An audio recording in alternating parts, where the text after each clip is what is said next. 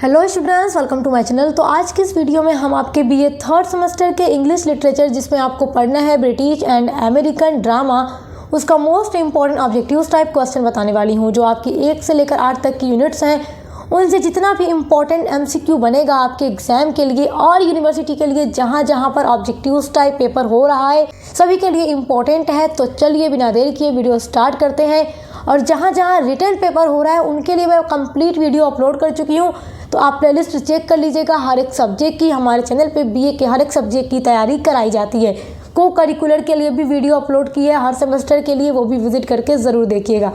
चलिए आज का वीडियो शुरू करते हैं। देखिए, आपका फर्स्ट इंपॉर्टेंट क्वेश्चन है the subject of tragedy is. जो ट्रेजेडी का सब्जेक्ट है वो क्या होता है? तो आपको तो पता ही है, ट्रेजेडी जो है वो लाइट या एरी तो नहीं होता, वो डिग्निफाइड एंड ग्रेव होता है, यानी बहुत ही गहरा अर्थ होता है इसका। तो ऑप्शन नंबर सी आपका राइट आंसर है। देखिए, आपका नेक्स्ट इंपॉर्टेंट क्वेश्चन है the term comedy is derive from the classical blank word कॉमोडिया।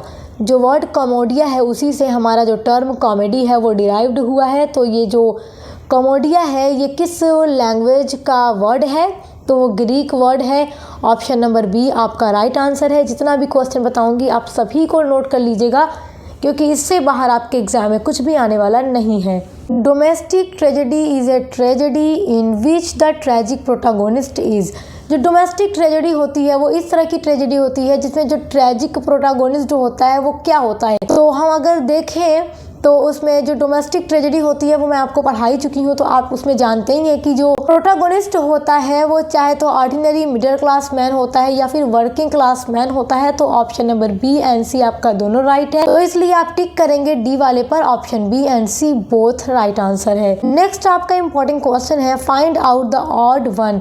इसमें से किसी एक को छांटो, मतलब ऑड को छांटो, मतलब कि 4 ऑप्शन में से 3 एक जैसे हैं, एक ऑप्शन आपका अलग है। तो कौन सा? देखो, शेक्सपियर है, बेन जॉनसन है, मार्लो है, फ्रांसिस बेकन है। शेक्सपियर, बेन जॉनसन, मार्लो ये एक कैटेगरी में आएंगे क्योंकि ये लोग ड्रामाटिस्ट थे, जबकि फ्रांसिस बेकन जो थे ये प्रोज राइटर थे। तो ऑप्शन नंबर डी आपका राइट आंसर है। आपका नेक्स्ट क्वेश्चन है who wrote King Lear. King Lear को किसने लिखा? तो विलियम शेक्सपियर ने लिखा, आपको पता है। और देखो, जितने भी राइटर्स आप पढ़ रहे हैं अपने सिलेबस के अंदर, सभी की फेमस जो वर्क है, या कॉमेडी हो या ट्रेजेडी हो, कुछ भी आप उसको याद रखिएगा, क्योंकि वो पूछ सकता है कि किसने क्या लिखा है। तो किंग लियर को विलियम शेक्सपियर ने लिखा है। किंग लियर मैं पढ़ा चुकी हूँ, आपको याद होगा। आपका नेक्स्ट क्वेश्चन है what does authorial mean in literature.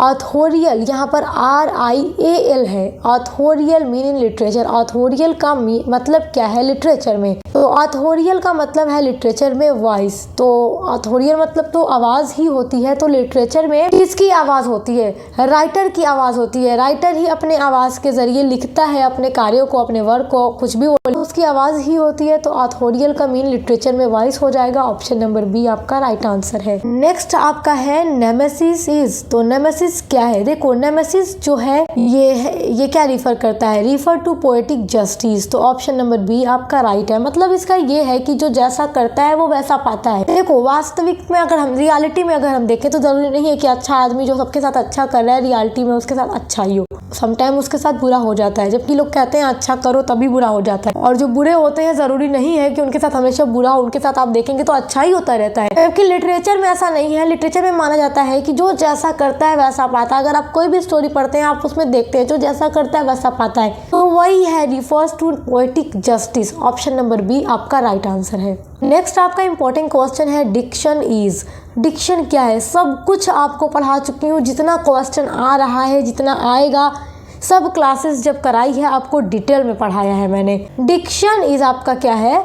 Careful selection of word. Diction है वर्ड्स को केयरफुली सेलेक्ट करना। ऑप्शन नंबर बी आपका राइट आंसर है। नेक्स्ट क्वेश्चन है who is known as the father of comedy. Father of comedy कौन जाने जाते हैं? तो अरिस्टोफेन्स जाने जाते हैं। फादर ऑफ कॉमेडी अरिस्टोफेन्स को कहा जाता है, और ये ग्रीक कॉमेडियन थे, ये बात याद रखिएगा। ऑप्शन नंबर बी आपका राइट आंसर है। आपका नेक्स्ट क्वेश्चन है theatre of absurd explore the idea that. Theatre of absurd वो किसको एक्सप्लोर करता है? कैसे आइडिया को? देखो, जब मैंने आपको पढ़ाया था तो आपको बताया था कि जो थिएटर ऑफ एब्सर्ड होता है ये एकदम मीनिंगलेस होता है, जिसमें लाइफ एकदम मीनिंगलेस है। लाइफ इज मीनिंगलेस, जिसका कोई अर्थ ही नहीं है, नॉनसेंस है।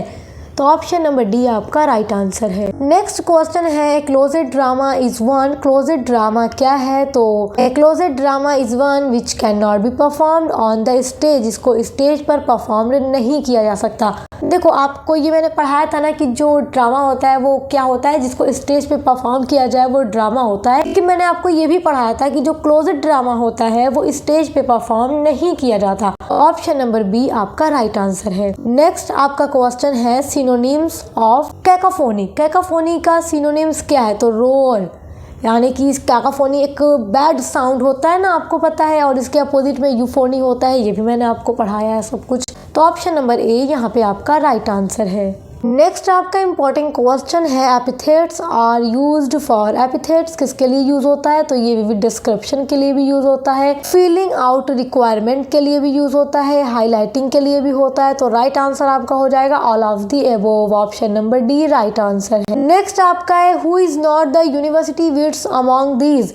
देखो यूनिवर्सिटी विट्स के बारे में आप लोग पढ़ेंगे 5th सेमेस्टर में जाएंगे, तो वैसे आप लिटरेचर के स्टूडेंट हैं तो आपको पता है यूनिवर्सिटी विट्स क्या है। जैसे जितने यूनिवर्सिटी विट्स के अंदर राइटर्स थे उनमें से यहाँ पर कौन से एक राइटर हैं, ड्रामाटिस्ट हैं जो कि यूनिवर्सिटी विट्स का नहीं थे? तो आपको पता ही होगा विलियम शेक्सपियर नहीं थे। तो आपका right answer option number B है, विलियम शेक्सपियर यूनिवर्सिटी विट्स में नहीं थे। नेक्स्ट आपका इंपॉर्टेंट क्वेश्चन है creating pleasing sound is called. Pleasing sound को क्रिएट करने वाला जो एलिमेंट है वो क्या है? तो वो यूफोनी है, जो कि कैकोफोनी का अपोजिट होता है। कैकोफोनी बैड साउंड है और यूफोनी अरे गुड साउंड होता है। ऑप्शन नंबर डी आपका राइट आंसर है। नेक्स्ट आपका है मैलाप्रोपिज्म इज है। तो मैलाप्रोपिज्म आपका क्या है? वर्बल एरर है। ऑप्शन नंबर सी आपका राइट आंसर है। नेक्स्ट आपका क्वेश्चन है understatement aids. Understatement में क्या क्या चीजें आएंगी? देखो इसमें ह्यूमर भी आएगा, डेप्थनेस भी आएगा, एम्फसाइज भी आएगा। तो ऑल ऑफ द अबोव आपका राइट आंसर है।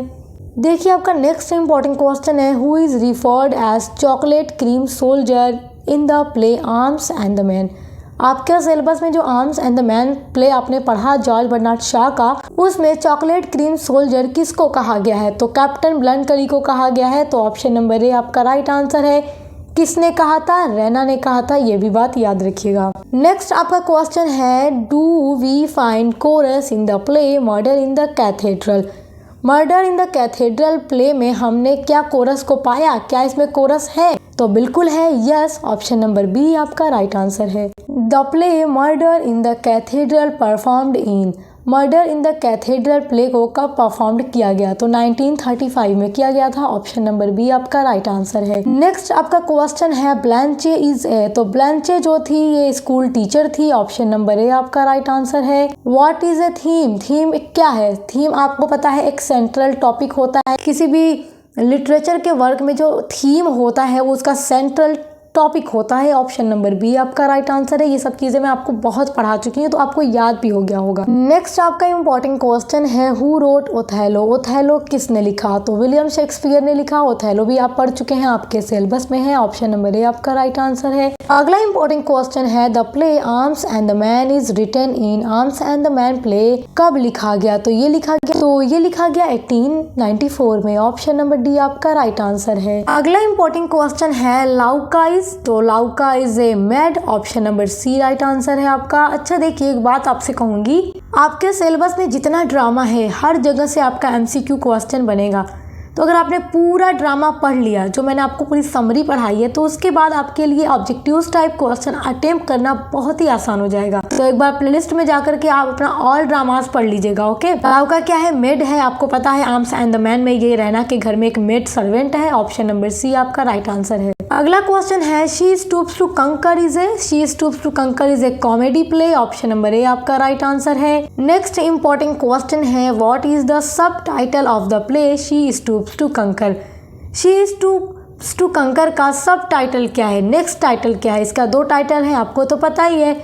तो इसका सब टाइटल है the mistakes of a night. Option number B आपका राइट आंसर है। नेक्स्ट इंपॉर्टेंट क्वेश्चन है आपका murder in the cathedral is a. तो आपको पढ़ाया है मैंने, आपको पता है सब कि ये 2 एक्ट वर्स प्ले है। ऑप्शन नंबर बी आपका राइट आंसर है। अगला आपका इंपॉर्टेंट क्वेश्चन है Raina's father holds what rank in the Bulgarian army. Raina के फादर जो थे पेटकॉफ, उनकी बुल्गेरियन आर्मी में क्या रैंक है? तो ये मेजर है। ऑप्शन नंबर ए आपका राइट आंसर है। मेजर पेटकॉफ याद है ना आपको? बिल्कुल याद है। तो ऑप्शन नंबर ए आपका राइट आंसर है। अगला देखेंगे whose picture does Raina keep in her room at the start of the play. इसकी पिक्चर को रैना रखती है अपने कमरे में प्ले के स्टार्ट में। तो आपने देखा सर्जियस की फोटो वो रखती है क्योंकि सर्जियस इसका मंगेतर था, बट शादी एंड में सर्जियस की लवका से हो जाती है जो कि रैना की सर्वेंट थी, मेड सर्वेंट, और रैना की शादी होती है ब्लंट कली के साथ। बहुत अच्छा प्ले है, आप पढ़ चुके हैं। तो किसकी फोटो रखती है? सर्जियस की रखती है प्ले के स्टार्ट में। अगर स्टार्ट पूछेगा याद रखिए स्टार्ट में रखती है। Option number A right answer है।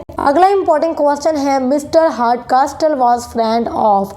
मिस्टर हार्डकास्टल किसके दोस्त थे? तो ये सर चार्ल्स मार्लो के दोस्त थे। ऑप्शन नंबर डी आपका राइट आंसर है। अगला इंपॉर्टेंट क्वेश्चन है how many title of the play she stoops to conquer. She stoops to conquer play के कितने टाइटल हैं? तो 2 टाइटल हैं।